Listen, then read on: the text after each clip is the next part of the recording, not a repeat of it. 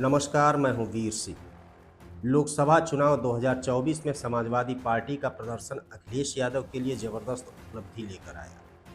आगे के लिए हौसला बढ़ाने वाला समाजवादी पार्टी का अगला मिशन 2027 का यूपी विधानसभा चुनाव। मंजिल को हासिल करने के लिए हौसलों को बरकरार रखना होगा। अखिलेश यादव ने 2024 में खास मुकाम हासिल किया है, लेकिन आगे बढ़ने के लिए हर तरह के दायरे को भी बढ़ाना होगा।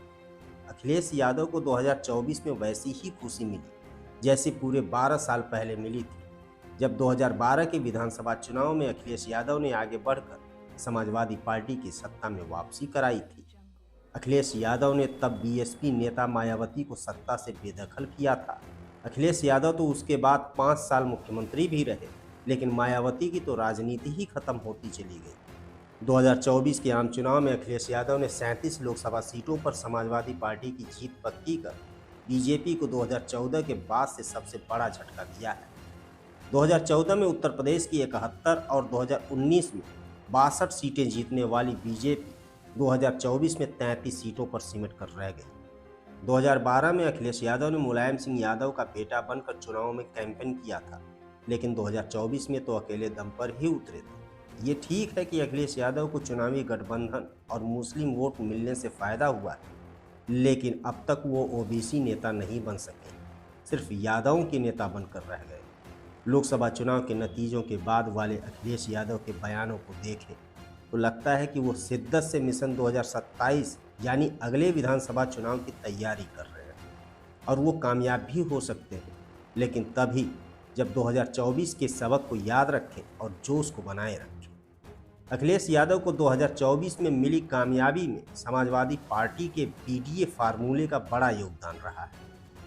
पीडीए यानी पिछड़े दलित और मुस्लिम वोटों की सोशल इंजीनियरिंग।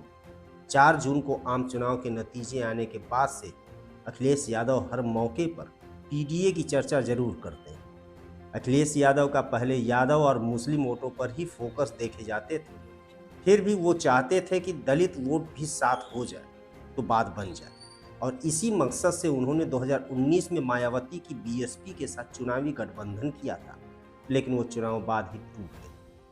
2024 के आम चुनाव में अखिलेश यादव ने अपनी सारी राजनीतिक लाइन पर आगे बढ़ते हुए पीडीए के कंसेप्ट को प्रचारित और सफल हुए। अब आगे भी इसे बनाए रखना है। पीडीए में ए का मतलब अल्पसंख्यक वोटों से है। यूपी के लिहाज से देखें तो मुस्लिम वोट बैंक।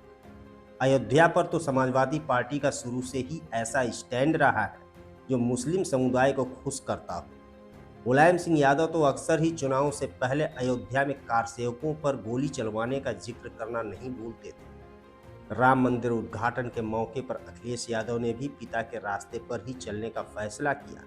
2022 के चुनाव में अखिलेश यादव को सत्ता भले न मिली हो, लेकिन समाजवादी पार्टी की झोली में सबसे ज्यादा मुस्लिम विधायक तो डाल ही दिए थे। अब चाहे मुख्यमंत्री आवास में शिवलिंग की बात हो या फिर महाकुंभ के न्योते को लेकर बीजेपी पर हमला, सब तो समाजवादी पार्टी के अयोध्या स्टैंड की ही लाइन पर चले जा रहे हैं। पहले तो नहीं, लेकिन गठबंधन की राजनीति अब जाकर अखिलेश यादव को फायदा दिलाने लगी है।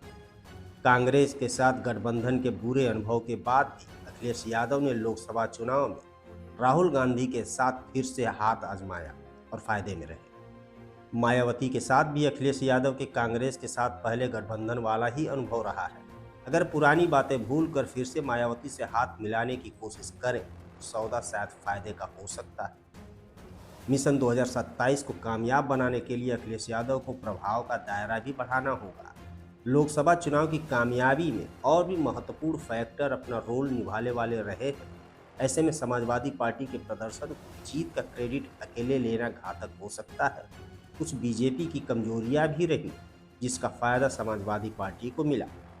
अब अखिलेश यादव के लिए जरूरी हो गया है कि वो यादव वोट बैंक से आगे बढ़कर अपने पिता मुलायम सिंह की तरह पूरे ओबीसी के नेता बनने की कोशिश करें। मंजिल की राह की मुश्किलें तभी कम होंगी। बीजेपी से टकराने के लिए अखिलेश यादव को योगी आदित्यनाथ की बटेंगे तो कटेंगे और प्रधानमंत्री नरेंद्र मोदी के एक हैं तो सेफ हैं जैसे कैंपेन की काट खोजनी होगी, क्योंकि हाल ही के यूपी उपचुनावों के नतीजे तो यही इशारा करते हैं। और हाँ, ये भी ध्यान रखना होगा कि अगर काम बोलता है जैसे स्लोगन रखें तो बीजेपी उसे काम नहीं, आपका कारनामा बोलता है साबित कर देगी। हमारी रिपोर्ट आपको कैसी लगी कमेंट बॉक्स में जरूर बताइए। नमस्कार।